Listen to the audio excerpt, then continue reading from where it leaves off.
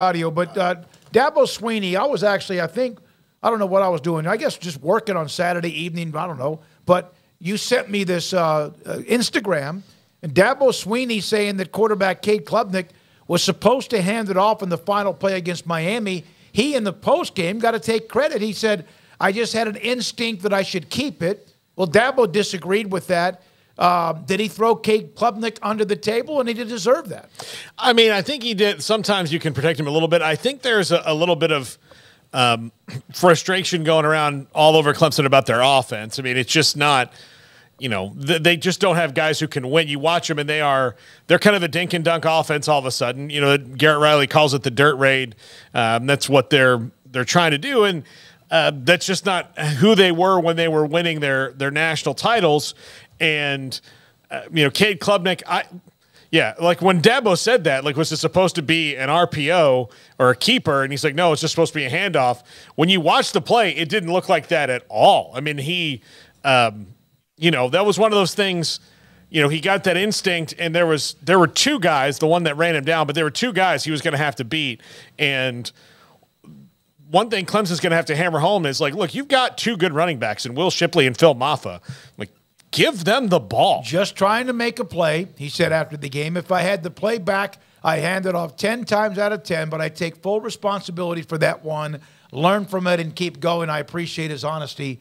Cade Klubnik, the young man who played high school ball in Texas, on the last in game-deciding play in the fact they were stopped against Miami. Yeah, I want to go back to Arkansas for just one brief second to mention this is a tale of a team that is very close to being on the other side of everything as well, which is it makes it even more frustrating. You look at their results. I mean, this past weekend losing 7-3, but they're losing one-score games a lot, and you know, it's just sort of the luck of the draw, right? With TCU, they were winning those last year. Now they're not winning them, and that's just how things go some years. So I did want to point that out. It's not like they're getting blown out, but obviously you lose games 7-3, then that was kind of the final straw there compared to what the expectations were. But as far as Dabo, I think you meant to say thrown under the bus, not under the table. Under the table would imply like there's a sneaky something going on. And is that what I just? That's one of that old man saying that I throw him under the table means like a sneaky backdoor type of thing is going on. But did he throw Cade Klubnik under the bus as much as a college coach can without making it very clear that's what he's doing? I think he did it to the extent that he could, where he didn't cross that line of like actually calling him out by name and saying, yeah, he screwed us over with that decision. But if you watch it, he very clearly was pissed at Cade Klubnik and not happy whatsoever, and frustrations are boiling over. And, you know, Dabo's got a lot of goodwill built up, I mean, with what he's done at Clemson. But it does feel – and I feel like sometimes, and Paul, I don't mean this like in any personal kind of a way, but I do feel like FSU fans or anti-Clemson people have been wish casting, hoping. But I do think that, like, at this point, you can start to say, like, yeah, there is really something like that's going sideways here, and it's slipping. And is it unrecoverable? No. But how they go about recovering it in time to where it doesn't slip even further. And I do think that's the dilemma that they have right now. They're losing close games too, you know, and that's part of the deal. Just sometimes the coin doesn't, you know, bounce your way or land the way you want it to. But yeah, just something's not right anymore right there. It's off. Well, they don't have there's two things. Like when you heard me in the offseason, I thought Garrett Riley was gonna that was the we great. Almost forget that he's there. Yeah, I mean, I thought, holy cow, with Klubnik, and then you kind of assume that they're going to have those guys on the roster, but I did not know to the extent. I knew that Dabo wasn't crazy about the transfer portal. I didn't realize that he was completely against it.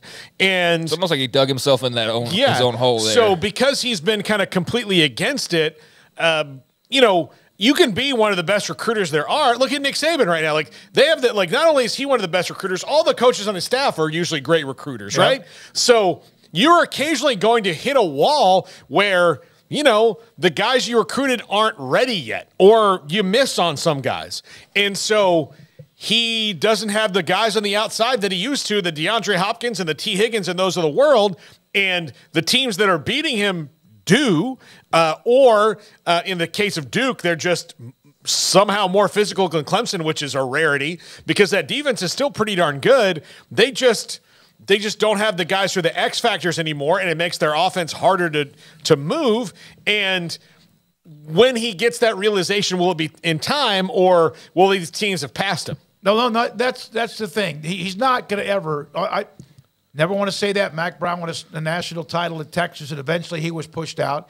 I can't imagine Dabo ever being told he has to leave unless it's something where he wants to go take over, for example, his alma mater's Alabama, if that ever comes to fruition. I'm not even saying it will. But, yeah, it seems like they've slipped behind a little bit. Yeah, a lot of Alabama fans will tell you that's not going to be the case. No, I know that. I'm just saying I can't imagine him leaving Clemson for anywhere else. Right. Well, yeah, I mean, he'd still be attractive to, I'm sure, plenty of schools out there. But, I mean, he's not going to get much better than what he's got right now. But I do think you have to wonder about pride and stubbornness coming into play of almost like you dug yourself this hole of we do it differently here at Clemson. And now you're almost forced to have to do that, even if the best move would be to go, you know what? We do need to be better in NIL, and we do need to do this, and we do need to do it like everybody else. But no, you wanted to play no, it's different here. We're different. We do it the right way. And now, you're kind of stuck because you put yourself in that position. Is that a much bigger version of what Gundy and Oklahoma State were on the edge of doing? But look what they've done. Well, again, different conference. Not the same standard, but a standard that's pretty damn good at Oklahoma State. You don't have to like it. But if you want to continue doing this job at this level, which you're making all this money doing, you're going to have to make some concessions because no matter who it was, whether it was Newt Brockney or Bear Bryant or Dabo Swinney, the rules change over time. Do you think Bear Bryant was nuts about of course, I don't know if he really experienced this, but would Bear Bryant have been nuts about the 85 scholarship limit rule? No, because he was able to do things. So things change and sports are cyclical, but digging yourself in on something that clearly, the other thing is, I'm sure he sits around with other coaches like, yeah, we hate it.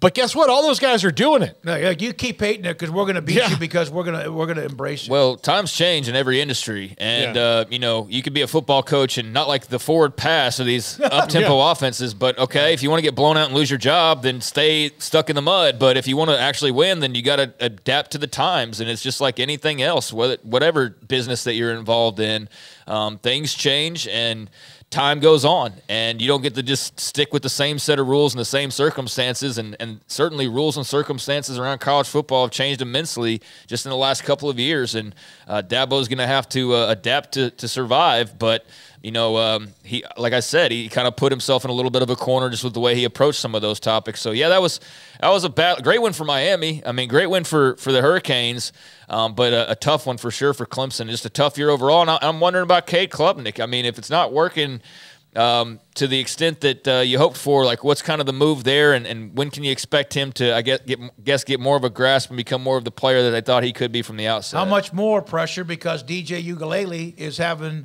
a pretty nice run at Oregon State, by the way. That doesn't help either. Uiagalelei. Yeah, him.